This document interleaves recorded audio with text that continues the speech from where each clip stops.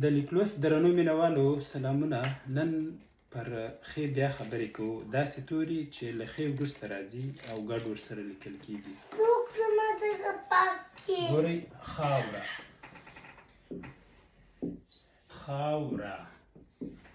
هغه تېره ویډیو کې چې و الف مخته راغلی و اختر کې خ نه بېل و، خو دلته ورسره څنګه راغی؟ ګډ راغی. خواري. ګوره وخت کې له خ مخکې واو بېل و، خو دلته چې له خ نه واو وروسته راغی څنګه ورسره لیکل کېږي؟ ګډ لیکل کېږي. خواري کې که یې لرې کې څه به سي؟ خوار. له خوار نه څه شی جوړ کړو؟ خوره.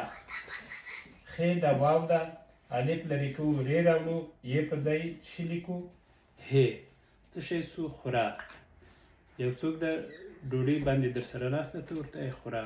خوره ده په خوږه یې هم بدلولی سي. دلته یو ټکی ورکړه، دلته دا به په ګې بدل شي، څه به شي؟ خوږه. خبر.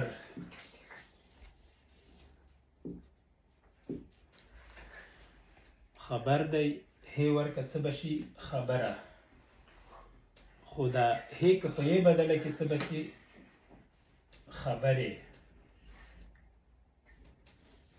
ګوره یوه کلمه کې یو توری بدلول همغه کلمه بدلوي. ق او ب په ځای ت که او ری که هی که شي به سي؟ خپره. خو که دا هی په یې بدله کې څه به سي؟ خپرې. لاندې باندې یې چې ورکول کېږي. یا مثلا خ واو راسي الف ورسره کې څه به سي؟ خوا. همغه خ واو الف سره ری زیاته که څه به ترې جوړ سي؟ خوار به ترې جوړ سي.